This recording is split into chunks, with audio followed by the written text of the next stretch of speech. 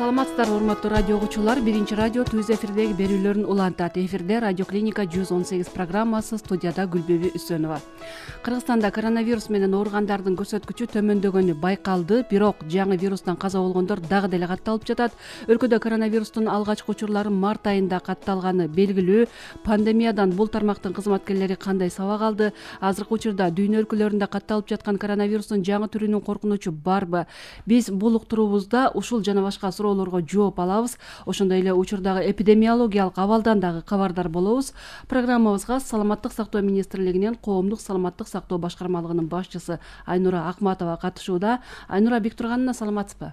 Саламатсыздарбы? Саламатсыздарбы урматтуу радио угуучулар. Мына 2020-жылды дагы аяктап жатабыз. Өтүп бара жаткан жыл саламаттык сактоо тармагы үчүн бир жеңил болгон жок, оор жылдардан болду. Саламаттык сактоо тармагында жыл ичинде ковид өз өкүмүн жүргүзүп турбадыбы? Биздин өлкөдө катталгандан бери тармакка кандай таасирин тийгизди коронавирус?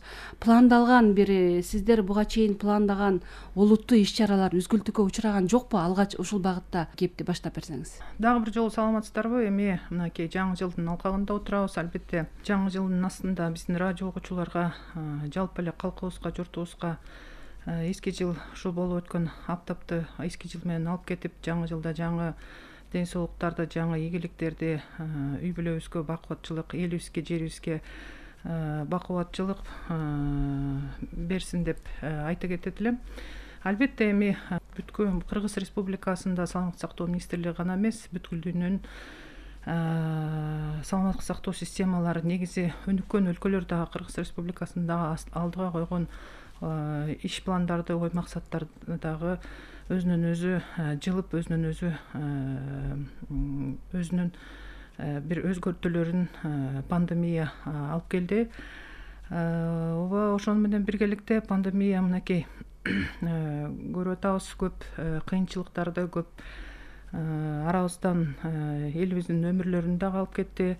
Бирок ошого карабастан дагы саламаттык сактоо министрлиги негизинен эле өзүңүздөр билгендей калктын ден соолугун сактоо, калктын ден соолугуна жардам берүү, ооругандарга өзгөчө мисалы үчүн травмалар болобу, ар кандай жашоого коркунучтуу абалдар болобу, буларды кандай пандемия болбосун, кандай күн болбосун, кандай учур болбосун, саламаттык сактоо министрлиги өз ишин токтоткон да жок, токтотпой ал иш-чаралар жүрүп жатты. Токтотуп коелук десек дагы саламаттык сактоо министрлигинде мындай мүмкүнчүлүк болбойт. Анткени адамдын өмүрүнө болгон ар кандай жугуштуу жана жугуштуу эмес оорулар күтүп токтоп турбайт экен. Бирок эми баягы ишке ашпай калган нерселерге токтолбостон негизи ишке ашып, пандемияда бир өзүнүн жакшы, жаман жактарын дагы алып келди десек болот. Ошол жакшы жактарынан мынакей өзүңүздөргө белгилүү болгондой жаңы бир 3 оорукана салынып ишке кирди. Андан сырткары мынакей ондой ооруканалар капиталдык оңдоо, түзтөө иштеринен өттү. Андан сырткары өлкөгө ИВЛ аппараттары, кислороддук концентраторлор алынып келди. Мынакей жаңы рентген аппараттары алынып келди бардык региондорго. Дагы белгилеп кетүүчү нерсе, мынакей бүгүн улуттук госпиталдын базасында өткөн жумада болсо Баткен областынын Кадамжай райондорунда мобилдик конструкциялардан салынган ооруканалар ишке кирип атат. Мына бүгүн дагы. Андан сырткары өткөн жумада өзүңүздөргө белгилүү болгондой скорый тез жардам машиналары, автоунаалар алынып келинип, мына булар дагы бардык региондорго тапшырылды. Андан сырткары санитардык автотранспорт, санитардык эпидемиологиялык көзөмөлдөө борборлоруна алар баягы ыкчам түрдө эпидемиологиялык изилдөөлөрдү жүргүзүүгө дагы жаңы өткөн жумада 19 автоунаа берилди. бүгүн ошол ар бир региондо буга чейин баягы ковид илдети сиз айтып кеткен март айында башталганда бизде 2 эле вирусологиялык лаборатория ошол ПЦР изилдөөлөрүн жүргүзсө, бүгүнкү күндө 14 ПЦР лаборатория 20 ПЦР жабдуусу менен жабдуулуп республикабыздын баардык региондорунда иштеп атат. Андан сырткары дагы жаңы 10 лаборатория жана эл аралык проекттер аркылуу жаңы салынат. Буларга атайын 10 жаңы пикап автоунаасы дагы алынып келип атат. Бүгүн алардын 7-сү келип, 7-сү тапшырылып атат. Бул автоунаалар дагы ошол лабораториялык изилдөөлөргө баягы алыскы региондордон барып, калктын арасынан лабораториялык үлгүлөрдү алып келип, лабораторияда жүргүзүүгө ошол өзүнүн жардамын тийгизет. 8 декабрда мынакей Саламаттык сактоо министрлигинин өкүлдөрү Россия Федерациясына барып, ал жерде дагы бир мобилдик лаборатория, автолаборатория берилди. Буга чейин Кыргыз Республикасында 3 мобилдик лаборатория болсо, азыркы күндө 4 ошол мобилдик лаборатория болуп калды. Андан сырткары мына азыр сүйлөшүүлөр жүргүзүлүп, ага да акчалар которулду. 8 жаңы бул автоунаалар биринчи кварталда келет. 8 жаңы авторефрижераторлор келет. Булар дагы өзүңүздөргө белгилүү болгондой, негизи жанагы вакциналарды региондорго, райондорго ташууга жардам берүүчү автоунаалар. Андан сырткары мынакей ковид илдети дагы бизге көрсөттү. Ошо жерлер бизге эле эмес, бул Саламаттык сактоо министрлигинде белгилүү эле бир проблемалардын бири болчу. Баягы медициналык кызматкерлердин региондордо жетишсиздиги. Мына пандемия дагы бир жолу көрсөтүп, ошолордун жетишсиздигин көрсөтүп, ординаторлорду азыр мынакей жерлерге ошо ковид илдетинен баягы эпидфонддон төлөмдөр атайын бөлүнгөндүгүнө байланыштуу алар дагы жаш кадрлар ошо региондорго барып иштеп, региондорго иштөө практикасын көрүп келип атышат. Бул дагы бир өзүнчө салым болду десек болот. Анан жаңы ыкмаларды үйрөтүүгө атайын өзүңүздөргө белгилүү болгондой, мына Кытай өлкөсүнөн, Россия Федерациясынан, Польшадан, Россия Федерациясынын бир эмес 2 жолу, Өзбекстан өлкөсүнөн, Казакстан өлкөсүнөн атайын специалисттер келип, ошо биздин специалисттерге дагы атайын окутууларды үйрөтүп, бул эми ковид илдетинен дарылоо өзгөчөлүктөрүн көрсөткөнү менен биргеликте бул дагы бир тажрыйба алмашып, негизи өпкө дем алуу органдарынын дарылоодогу өзгөчөлүктөрү боюнча бир опыт алмашуулар жүрүп өттү. Муну атайын баягы жыл сайын уюштурулат, бирок быйыл абдан ушу ыкчам түрдө уюшулуп, булар дагы келип мынакей опыт менен алмашып, бизден алыскы регионго чейин барып, ошол жердеги дарыгерлерге өзүнүн ыкмаларын, өзгөчөлүктөрүн үйрөтүп кетти. Андан сырткары дагы жетишкендиктерге токтоло кетсек, мына негизинен бул инфекциялык ооруларды дарылоо боюнча инфекциялык бөлүмдөрдүн негизи ремонттоп, алардын койкалардын жетишсиздиги байкалчу. Буга чейин бүгүнкү күндө ар бир ошо ооруканада аларды оңдоп түзөө иштеринин баардыгына көңүл бурулуп, 1 жылдын ичинде мынакей инфекциялык ооруканалар, инфекциялык бөлүмдөрдүн баардыгында ремонттоп, оңдоп түрдөө иштери өттү. Бул дагы бир чоң салым, бул дагы бир чоң иш болду. Албетте эми баягы угуучуларда суроо жаралат, эмне үчүн ушул пандемия келгенде элеби деп. Жок, бирок баягы бир бул дагы пландалган, ар бир жылга пландалган иштер болчу да. Бирок быйыл ушул маселелерге көп көңүл бурулуп, өкмөт дагы көп көңүл буруп, мынакей көп иштерди бүтүрүп алдык десек болот.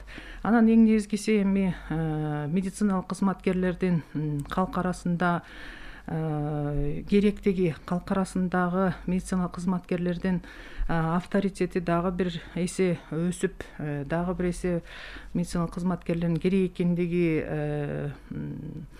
негизи эл үчүн гана эмес, медициналык кызматкерлер үчүн бир чоң кадам болду деп эсептейм. Анткени чынын айтканда баягы медициналык кызматкерлер дагы акыркы жылдарда балким ар кандай ойлор айтылчу, туура эмес дарылайт, балким ар кандай коррупциялык механизмдер бар деп ошондой сөздөр болчу. Бирок быйыл баардыгыбыз көрдүк го дейм, ушу медицина кызматкерлер эч качан өзүнүн өмүрүн да аябай, убактысын да аябай калктын ден соолугун сактап калууга салымын күндө кошуп келет. Дарыгерлер бүгүнкү күндө өз салымдарын кошуп, мына бүгүнкү күнгө чейин ушул коронавирус менен күрөшүп келип атышпайбы?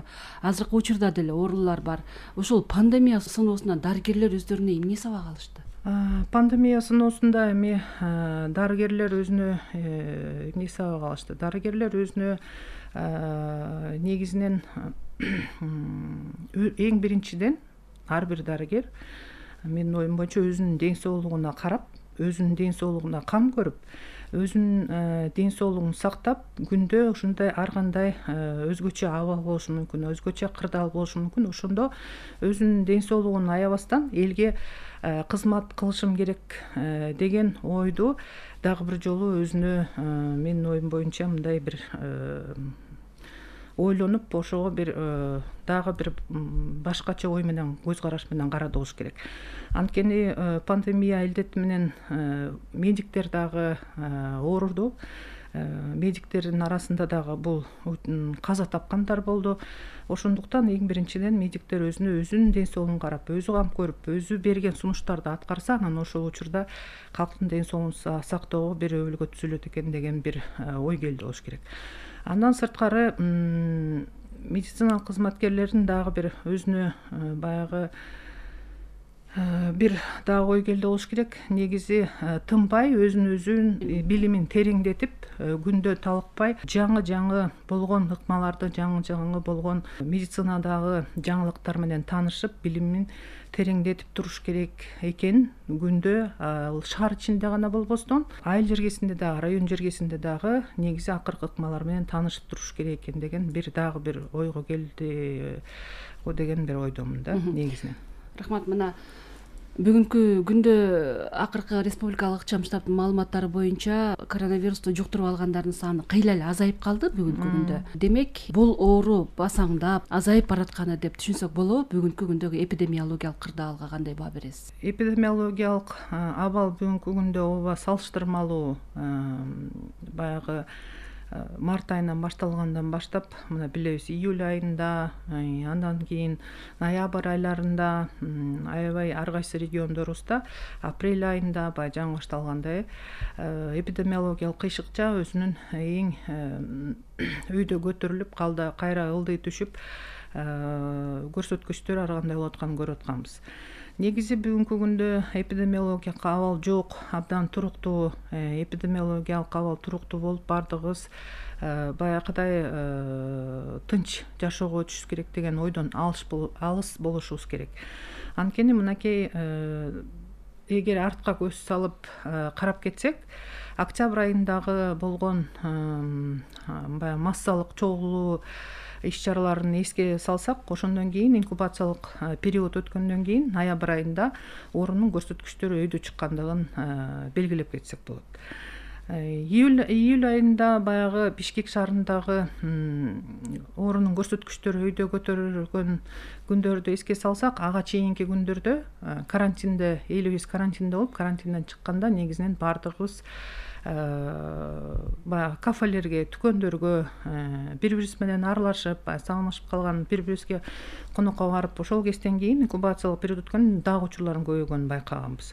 Ошондуктан мынакей азыр алдыда жаңы жылдык майрамдык иш-чаралар болуп атат. Ошолор дагы болот, дагы болуп өтөт.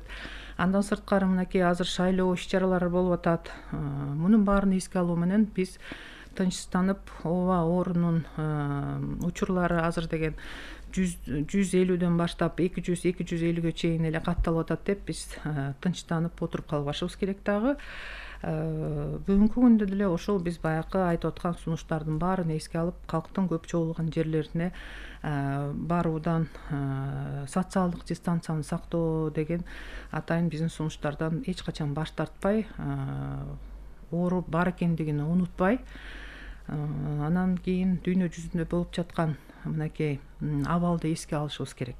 азыр өзүңүздөргө белгилүү болгондой, сиздер дагы бул жөнүндө айтып атасыздар, массалык маалымат каражаттары тынбай эле мынакей Европа өлкөлөрүндө, Англия өлкөсүндө, Дания, Нидерланд, Австрия, Франция өлкөлөрүндө бүгүнкү күндө мына ошол коронавирустун азыркы күндөгү SARS-CoV-2 жаңы штаммы пайда болуп, ошол штамм пайда болгондуктан Англия өлкөсү жана башка бир катар Европа өлкөлөрү Англия өлкөсү менен катнашын өзүнүн байланыштарын токтотушту дагы. Негизи Британия өлкөсү өзүнүн граждандары үчүн изоляцияга чыгаруусун мынакей сунуштап, азыр Британия өлкөсүндө ар бир жаран изоляцияда болуп атат. Ошондуктан биз дагы эч качан мына ковид илдети жок болуп кетти, ооба бул күнүмдүк инфекция катары катталып баштады деп бүткүл дүйнөлүк саламаттык сактоо уюму айтмайынча, биз такыр өзүбүздүн тынчтанып, ковид илдети жок деп тынчтанып калбашыбыз керек да. Бизге азыр байланышка угарман чыгып калыптыр. Айнура Бектургановна, биз суроосун кабыл алсак, угармандын саламатсызбы? Алло, саламатсызбы? Сурооңузду берсеңиз. Мен Минздравдан келген кызга суроом бар, балам. Бериңиз. Угуп атасыңбы? Угуп атат.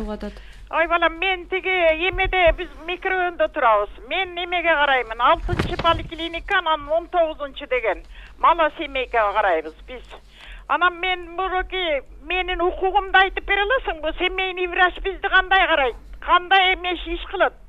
Мына пенсионерлер, мен өзүмө карата айтайын, мен жакында ооруп, өзүм родной оорулар менен, астма, бронхит менен.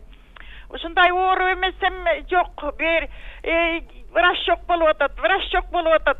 Мен ооруп атам, температура болуп атам десем, врач жок. Ошентип 3-чү бир жумада караң жеттим го. Ошентип анан медсестра жиберип, мага да эмеге укол алыш керек деди да. Медсестраларды чакырсаң, тиги капельница койгонго 300 сом дейт. Ошол жерде иштеген, дома прийти 300 сом капельница ставить. Анан мен айттым, акча жок андай. Мен да жетпей атам силерге, астматик деп. Анан эптеп өзүм бардым да. Эптеп сүйрөлүп өзүм бардым. Анан барсам, заведующий жүрөт, тиги главврачын издесем, болеет. Анан тиги демеге бир студент кызды коюп коюптур, эмне дешти билбейт. А биздин врач кайда? Красный зонага кеткен дейт. Врачтар жок. Ана врачтарына кирсең, жазган эле көп булардын. Анан биз мындай каралбай калдык, балам. Силер ошол жактан алып кетет окшойсуңар. Анан ошентип отуруп капельница койгонго өзүм барып бир 3 жолу алдым. Анан заведующийна зам главврач дегени бар экен ошо поликлиникада. Булар көрүнбөйт бизге деле. Айттым, эч кото давление текшерип, мындай бир карап койсоңор болбойбу деп. Биз каралбай калдык. Силер жагы кичине жакшы болуп атыптыр, эми аны мунуңар келип азыр уктум айтканыңды. Бул микрорайондордо, поликлиникаларда, селолордо өлүп атат, аны айткан киши жок. Ошону кандай кылабыз? Семейный врач бизге эмне кылыш керек?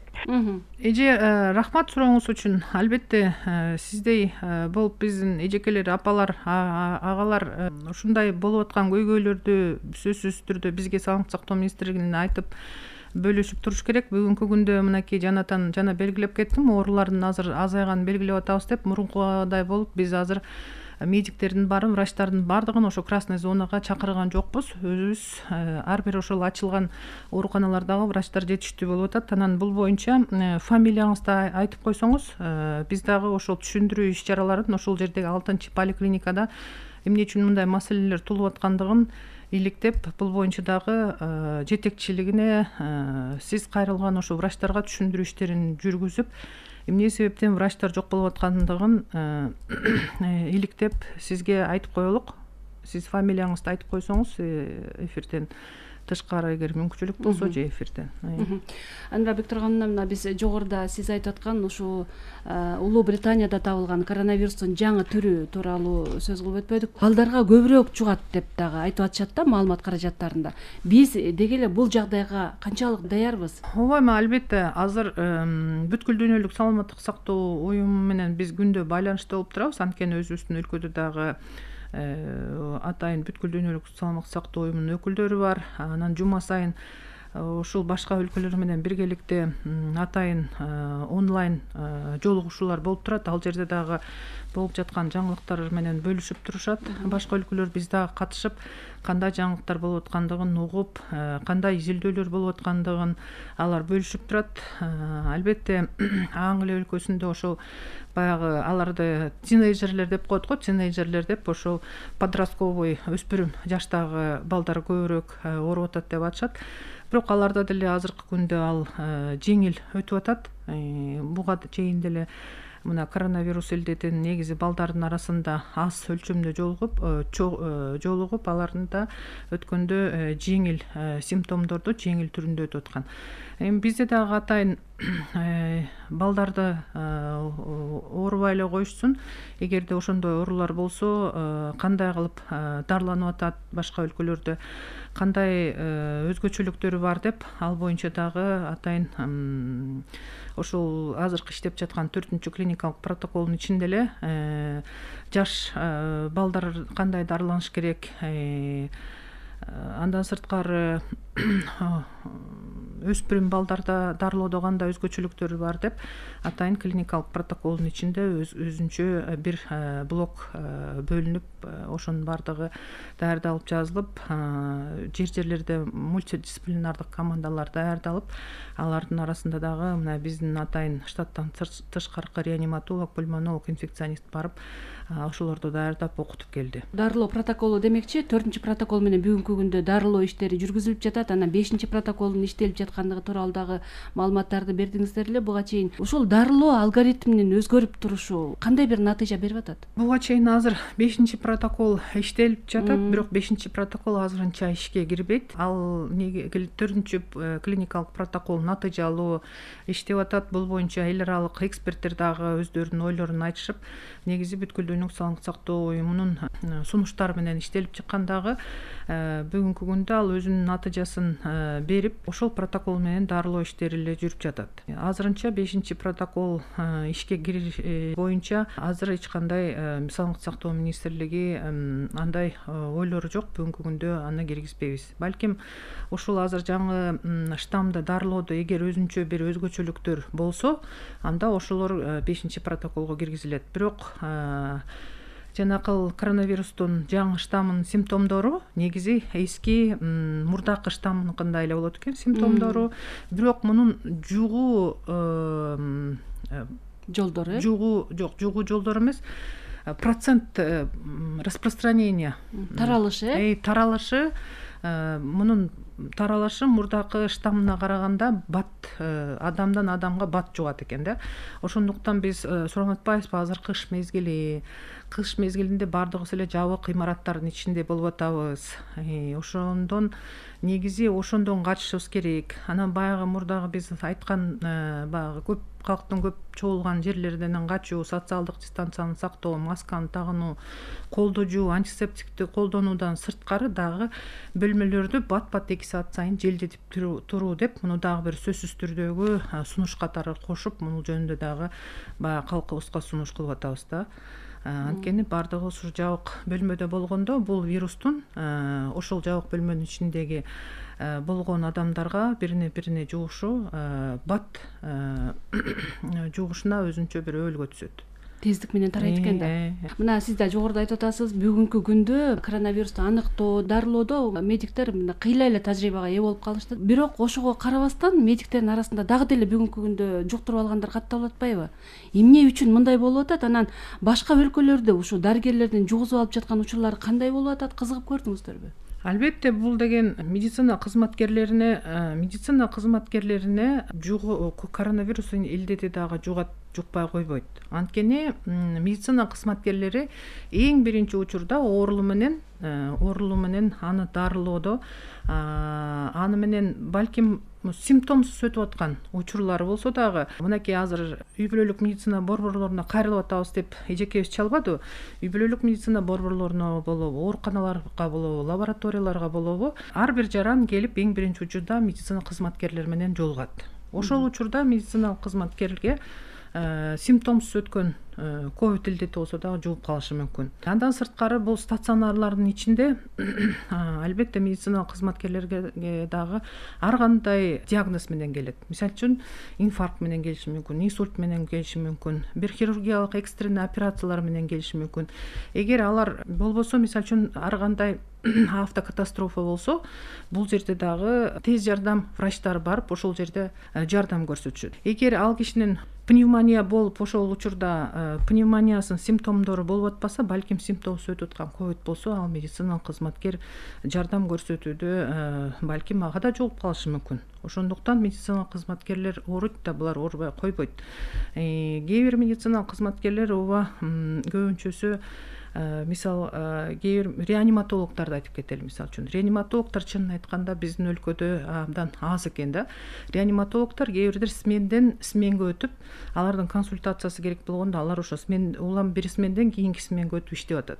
Бул учурда дагы булар анткени адам болгону иммунитет түшөт. Иммунитет түшкөндө булар дагы ооруну жуктуруп алуу мүмкүнчүлүгү адамдын организмине абдан бат жугуп бат кабыл алышы мүмкүн. Мына ушундай учурларда жугушу мүмкүн. Мынакей ушу менен эске алууда албетте медициналык кызматкерлер дагы ооруп калып атат. Алар анткени оору менен бетме бет эң биринчи алар күрөшүшөт оору менен.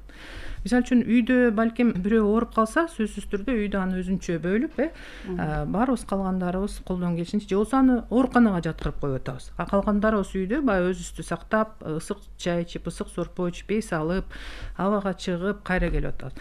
Амедициналык кызматкерлер ошол кызыл зонага киргенден кийин, ал кызыл зонада 7 күн болот, 7 күн бою ошол жерде иштейт, 7 күн бою ошол оорулар менен иш аракет жүргүзөт. Албетте алар коргонуучу костюмчан болот. Бирок кээ бир учурларда коргонуучу костюмчан болгондо пульсун текшериш керек. Балким пульсу перчатка менен жакшы кармалбай калат. Кээде алар перчаткасын улам алмаштырыш керек, кайра кийиш керек. Мына ушундай учурларда дагы кээ бирде операция кылып атканда балким сосудду пережимать этиш керек. Мына ар кандай учурлар болот да. Анткени адамдын өмүрүн сактап калыш керек деп.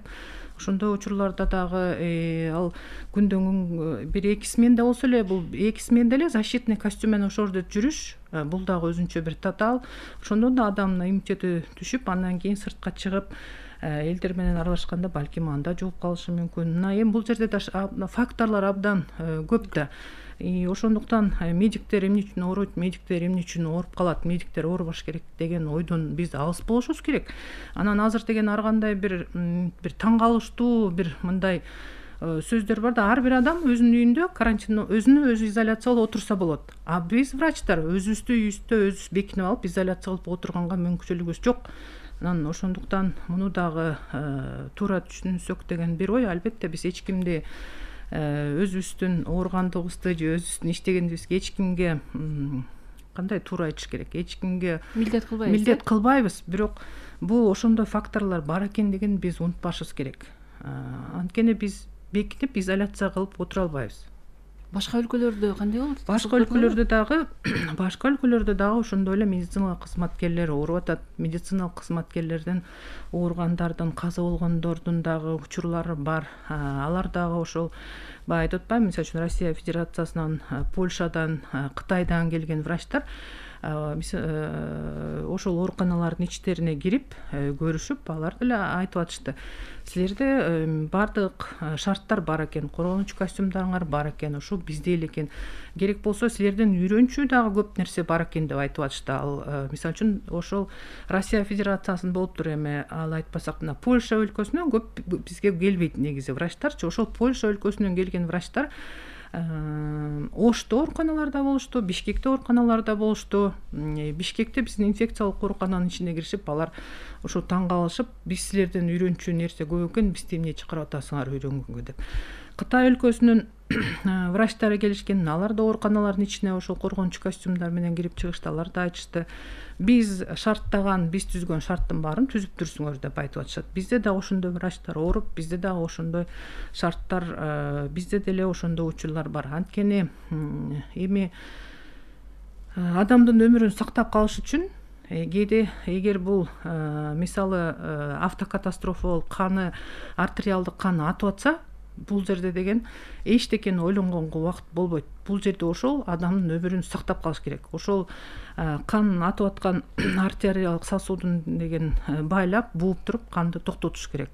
Бул учурларда дагы ал чуркап барып, мисалы үчүн ковид менен ооруду эле, муну ковид менен ооруган анализин ала калалы, анан андан кийин жардам берели деген оор болбойт. Балким ал чын эле ковид менен уже контактта болуп, аныкы симптомсу өтүп аткан, бирок автокатастрофадан келсе аны хирург, травматолог ойлонбойт да, жер жардамды көрсөтөт. А эгер ал ковид менен ооруган болсо, ошол травматолог, ошол хирург жугузуп алат да, анан кийин ал дагы ооруп калат. Бул азыр күндө эле болушу мүмкүн мындай учурларчы. Эми албетте бул жерде дагы бир туура эмес ой болбосун. Бул Айнура Бектургановна келип сөзсүз түрдө врачтар ооруш керек деген ойдон алысмын. Бирок ошондой учурлар болуп калышы мүмкүн. Бирок азыр бүгүнкү күндө белгилеп кетиш нерсе, коргонуучу каражаттардын запастары бүгүнкү күндө бар. Баардык региондордо атайын чыгып, биздин кызматкерлерибиз, министрибиз өзү, социалдык маселелер боюнча вице-премьер-министр чыгып карап келишти. Ошо саламаттык сактоо министрлиги калп эле айтып атабы, же чын эле ошо коргонуучу каражаттар бар бекен? Баардык складтарда алар бар. Дары-дармектердин запастары бар. Мынакей өкмөткө дагы рахмат, саламаттык сактоо министрлигине жардам берүү максатында азыр өкмөттүн астындагы материалдык резервтер фонду бар эмеспи? Алар аркылуу дагы дары-дармектер сатылып келинип, мынакей азыр алардын баардыгын бөлүштүрүү боюнча атайын процедура иштелип чыккан, ал дагы баягы макулдашууда турат. Анын баардыгы да регионго ташылып жиберилет. Маскалардын запастары бар, печаткалардын запастары бар. Уба эми баягы кыйынчылыктар болгон. Сиз айткандай, бул кыйынчылыктар Кыргыз Республикасында гана болгон эмес. Баягы эң башында билесиздерби, интернетте эми андай нерселер бат эле унутулуп калат экен. Америка өлкөсүндө коргонуучу каражат жок, маска жок деп врачтар көчөгө чыккан. Мынакей. Ал бизде Кыргыз анткени бардык өлкөлөрдүн бардыгы өзү ушул коргонуучу каражатка муктаж болгон. Бирок чынын айтып кеткенде мындай коргонуучу каражаттар бир дагы ооруда, акыркы 10 жыл, 20 жылда эгер өзгөчө коркунучтуу чума, сибирский язва эле болбосо, колдонуучу эмес. Анан ошол ар бир өлкө ошол коргонуучу каражаттарды даярдап, чыгарып, анан кийин башка өлкөлөргө жеткизүүгө да убакыт керек болду да. Кытай Республикасында деле өзүңөр көрүп аттыңар, билип аттыңар, ал жерде маска жетишпей, мына эң башында Кыргыз Республикасынан болобу, анткени биз ошо чектешпиз да, бизден дагы гуманитардык жардам сурап кайрылган күндөрү болгон алардын. Эми кыйынчылык күндөрү болду. Бул пандемияда негизи андай кыйынчылыксыз ал болбойт экен да. Тилекке каршы биз мына канчалаган медиктерибизден дагы ажырап калдык. Бүгүнкү күндө ошол иштеп аткан медиктерге кандай кам көрүлүп атат? Ооба, эми бул дагы бир жолу учурдан пайдаланып ошол өзүнүн өмүрүн ушу медицинага арнаган, каза болгон биздин медицина кызматкерлердин туугандарына, үй бүлөлөрүнө, бир туугандарына бул оорду жок, оорду толугу жоготуу болгонуна дагы бир жолу көңүл айтып кетем. Албетте мындай жамандыкты мындан арда биздин негизи башка медицина кызматкерлеринин дагы мойнуна эмки жылы негизи келбесин, түшпөсүн. Негизги жаңы жылдагы каалоолорубуздун бири ошол. Негизги мен анан бул эми каза болгон үй бүлөлөрүнө өзүңүздөргө белгилүү болгондой баягы миллион сомдон чынында эле ошол өзүнүн кызматын аткарып атканда ушу ковид илдетин жуктуруп алып каза болгон үй бүлөлөргө мына бүгүнкү күндө 32 ошол каза болгон медиктердин үй бүлөнүн миллион сомдон каралып чыгып, комиссия атайын карап чыгып бөлүндү. Андан сырткары булар баягы иштеп жаткан учурундагы болгон баягы айлыктарын, андан кийинки калып калган отпускной болобу, айлыктар болобу, ошонун баарын сактап төлөнүп берип, эми болгон кандай жардам болсо колдон келишинче кайрылыңыздар, кайрылсаңыздар жардам берелик деп саламаттык сактоо министрлиги айтып отурат. Андан сырткары баягы кызыл зонада иштеген медиктерге өкмөттүн атайын токтом катары 200 миңден компенсация бөлүнөт деп, оорубай иштеп атканда ооруп калынат деп өкмөттүн токтому чыккан. Бүгүнкү күндө мынакей 1300 медициналык кызматкерлерге ошол компенсациялар төлөнүп атат. Азыр 1000 төлөнүп, андан сырткары дагы бир 300 адамдын документтери төлөмгө даярдалып атат. Негизинен жайдын күнү баягы өзүңүздөргө белгилүү болгондой, колдон келишинче ошол кызыл зонада иштеген, мобилдик бригадада иштеген медициналык кызматкерлердин баардыгын көлгө алып барып эс алдырып келүү иш аракетин болду. Бекер баардыгы барып ошол сменде чыккан сайын барып эс алып келип атышты. Андан сырткары эми колдон келген баягы рахмат, ошол негизи элибизге рахмат, волонтерлорго рахмат, ошол шаардагы көп кафелер, волонтерлор негизи жөндөкөй элибизде эле тамактарын жасап, ошол учурларда баягы медиктерге камкордук катары. Бул дагы бир чоң жардам болду. Анткени дүкөндөр иштебейт, кафелер иштебейт, медиктер күнү түнү иште тамагынан бери жасап алып келип ошо өзүнүн жардамын берип атышты. Мына негизинен эми колдон келген жардамдын баардыгын баардык бийлик бутактары, баардык элибиз, волонтерлор болобу, эл аралык уюмдар болобу, баардык жардамын берип атышты. Байланышка угарманыбыз чыгып калган экен, суроосун кабыл алсак. Саламатсызбы?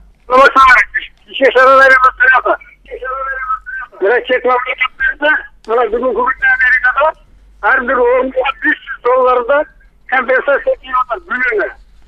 Ошон бери Евро мамлекеттерде Россияда берип атат компенсациялар. Одан да биздин Кыргызстанда 700 миллион бир келди.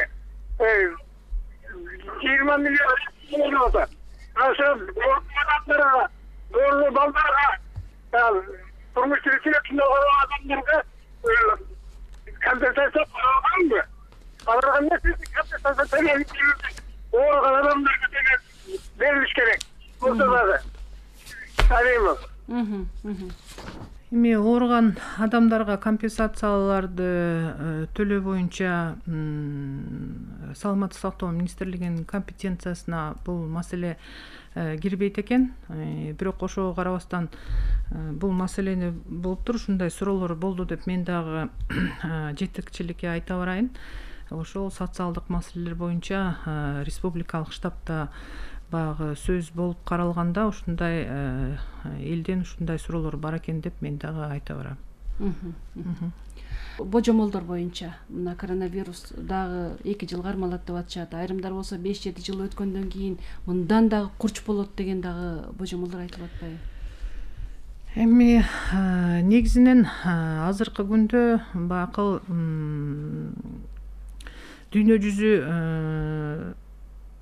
жүзү абдан интенсивдүү түрдө ар кандай жетишкендиктерге жетишип, мынакей IT технологиялар, негизинен эле жаңы курулуштар көбөйүп, негизинен эле адамдардын бир өлкөдөн бир өлкөгө, континенттен континентке бири-бири менен барып келүүсү көбөйүп атат. Ошондуктан негизи аны менен биргеликте дагы мына ар кандай вирустардын, ар кандай бактериялардын дүйнө жүзүндө кыймыл аракети, дүйнө жүзүндө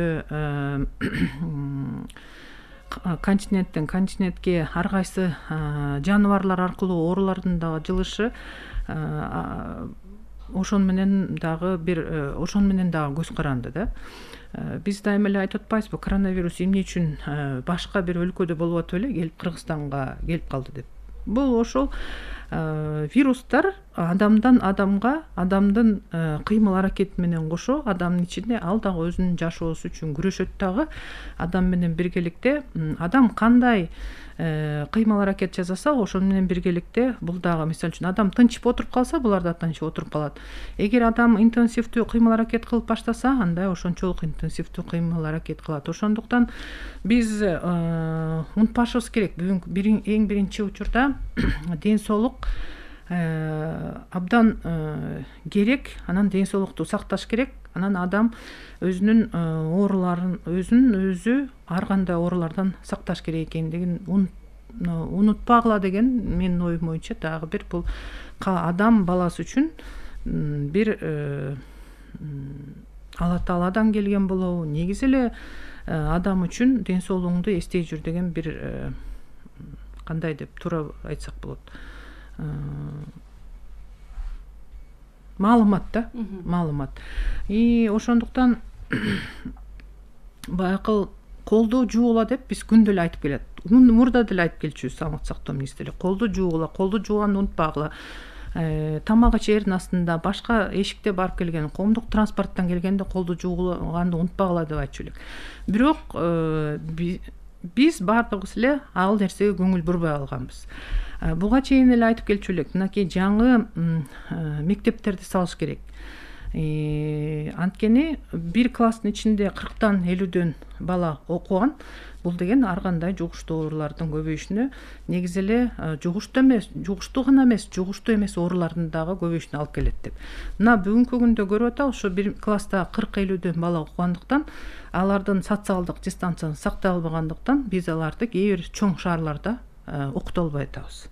Анткени социалдык дистанцияны сактоо бул дагы өзүнүн бирден бир жугуштуу оорулар бара кезде гана эмес, ошол грипп болобу, ошол эле курч вирустук инфекция болобу, ошол учурларда да сактоочу бир эрежелердин бири.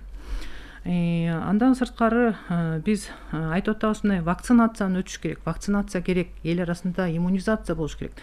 Бирок биз көрүп атабыз, азыркы учурларда кээ бир себептер менен калктын арасында ошол вакцинациядан, иммунизациядан баш тартуу болуп атат. Бирок вакцинация эң эле дүйнө жүзүндө тастыкталган бир оорудан, жугуштуу оорулардан сактануучу бир метод болуп эсептелинет. Бул тастыкталган эффективдүү ыкма болуп эсептелинет да. Мисалы үчүн буга да көңүл бурушубуз керек. Андан сырткары биз айтып атабыз, мынакей Кыргыздын салттары эмне үчүн мурда кээде мен мынтип ойлоном, анткени коомдун саламаттыгын сактап калыш керек да. Биздин элибиз жерге отуруп тамактанчу, кайра туруп төшөктү жерге салып, анткени бул дайыма кыймыл аракетте болуп турчу да. Калкыбыз кыймыл аракетте болуп турчу. Азыр болсо мына кыймыл аракетибиздин аздыгы, бул дагы ковид илдети көрсөтүп атат, өнөкөт оорулу бар адамдарда бул татаалыраак өтүп атат. Ошол өнөкөт оорулардын, кан тамыр оорулардын дагы, анткени адам кыймылда болуп турса, кан тамыр оорулардын азайышына алып келет дагы. Ушундай инфекциялык оорулардан, татаалдашуулар, инфекциялык оорулардын жеңил өтүшүнө да өбөлгө түзөт экенин көрүп атабыз. Андан сырткары элибизде мына адал тамак жеш керек деп айтчу, адал тамак. Туура тамактануу, адал тамакты колдонуу, бул дагы ошол көрүп атабыз, мына ковид илдетинен дагы эгерде ашказан оорулары болобу, иче карын оорулары болобу, булар дагы ошол кант диабети бар адамдарда татаалыраак өтүп атат. Эгерде тамактанууну туура тамактансак, адал тамактансак, ошол фастфудтарды жегенден алыс болсок, мынакей бул дагы ошол оорулар жеңил, жугуштуу оорулардын жугуштуу эмес ооруларга өтүп, жеңил өтүшүнө да бул өзүнчө бир өбөлгө түзөт. Ошондуктан мына ушунун баардыгына көңүл бурушубуз керек. Эгер мунун баардыгына көңүл бурбасак, анткени эгер тамак ашты дагы адал тамак ашты жебей, аны жуубай, тазалабай жесе, ошол тамак аш менен дагы адамдын организмине ар кандай микроорганизмдер тамак менен кошо келип, ошо адамдын организмине көбөйүшүнө дагы алып келиши мүмкүн. Мына муну дагы ошол эле мынакей айтып атабыз, кант диабети. Кант диабети да эмнеден келип чыгат? Кант диабети дагы ар кандай себептери бар. Ар кандай факторлор бар, мунун пайда болушуна. Мисалы үчүн айтып атабыз, газдалган напитоктарды аз ичкиле, суусундуктарды аз ичкиле деп атабыз. Бирок бизде эмне болуп атат? Баарыбыз шашабыз, баарыбыз иштейбиз, баарыбыз чуркайбыз, ага көңүл бурбай атабыз. Мына ошонун баардыгы келип аягында сиз айткандай, мынакей ар кандай оорулардын, ар кандай микроорганизмдердин, адамдын ар кандай ооруларга, микроорганизмдерге туруктуулугунун азайышы, иммунитетинин төмөндөшү, ушунун баардыгы вирустардын, микроорганизмдердин активдүүлүгүнүн көбөйүп, дүйнө жүзүндө алар адамдын иммунитетинин туруктуулугунун азайышына алып келет дагы. Оорулар анан оорулар күчтүү болуп, адамдын организми өзүнүн күчүн жоготуп атат. Мына ушуну да унутпашыбыз керек да. Мына вакцина деп айтып калдыңыз. Ошол Саламаттык сактоо министрлиги Ковакс долбоорунун колдоосу алдында вакцина алып келүүгө ниеттенип жатат деген дагы маалыматтар жарыяланды. Ооба, негизинен баягы вакцинация сиз айткандай эффективдүүлүгү илимий далилдер менен тастыкталган метод болгондуктан ковид илдетинен дагы бир калктын арасындагы коллективдүү иммунитетти калыптандырыш үчүн сиз айткандай эмки жылы дагы 5-6 жылы дагы ошол адамдын коллективдүү иммунитет болуп калктын ооруга туруктуулугу бийик болуш үчүн дүйнө жүзүндөгү ошол иштелип чыккан ковид илдетинен вакцинага дагы Кыргыз Республикасы Ковакс деген механизм иштелип чыккан глобалдык вакцинация иммунизация альянсынын астында. Ал механизмге Кыргыз Республикасы да катышып, атайын алар сунуштаган формадагы заявканы даярдап, Кыргыз Республикасынын атынан ал заявка дагы жиберилген. 4 декабрда биринчи бөлүгү жиберилип, ал Ковакс механизминен дагы атайын кайра байланыш катары алар белгилеп кетишти. Кыргыз Республикасы дагы ушул механизмге кирди, заявкаңар кабыл алынды. Анан 20% калкка бул 1 миллион 200 калк болот. Аларга атайын ушул иштелип чыккан азыр клиникалык изилдөөдөн өткөн вакциналар жиберилет, берилет бекер түрүндө. Албетте бул 1 миллион 200 калкка бул вакцина жетишсиз болот. Анткени биз баягы сиз айткандай 5-6 жылга чейин калкыбызды сактап калыш үчүн ар кандай ыкмаларды ойлонуп колдонушубуз керек. Бул вакцина дагы бир түрү. Россия Федерациясынын саламаттык сактоо министри дагы барып келди. Мына бир жума мурун өзүңүздөр белгилүү болгондо ал жерде дагы Россия Федерациясы өзүнүн вакцинасын иштеп чыккан. Бул боюнча да сүйлөшүүлөр жүргүзүлүп жатат. Алар дагы ошол вакцинаны алып келүү боюнча андан 20%дан сырткарыда калкыбызды вакцинациялоо боюнча мына өткөн жумада түрк тилдүү өлкөлөрдүн баягы октябрь айында болгон саламаттык сактоо системасынын саммитин улап дагы бир жыйналышы болду онлайн. Ал жерде да айтылды, ушу Түрк Республикасында дагы вакцина иштелип чыккан. Алар дагы даярдыгын билгизип атат. Эгер албетте эми көп санда эмес, бирок ошол вакцина менен дагы бөлүшүүгө даяр экен деген. Бирок андан сырткары ошол вакцинаны калктын калган санына дагы сатуу боюнча финансы министрлигине дагы саламаттык сактоо министрлиги атайын каттарды жиберип, республикалык штабтын деңгээлинде дагы бул маселени көтөрүп, дагы кошумча ошол вакциналар керек болгондо сатып алууга, бюджетке акча салуу боюнча. Анан бул вакциналарды негизи мисалы үчүн жана Ковакс механизмин алганда вакциналар абдан төмөн температурада вакциналар болот экен. Буларды сактоого дагы атайын сактоо өзгөчө шарттары керек болот экен. Булар боюнча дагы мынакей иш-аракеттер жүргүзүлүп жатат. Алып келүү, сактоо механизмдери боюнча. Рахмат. Биздин программабызда соңуна чыгып калды. Айнура Бектургановна, сиз жогоруда айткандай, ар бир адам кайсы гана оору болбосун алдын алуу чараларын жүргүзүп, бир гана адамдын өзүнөн гана көз каранды экен.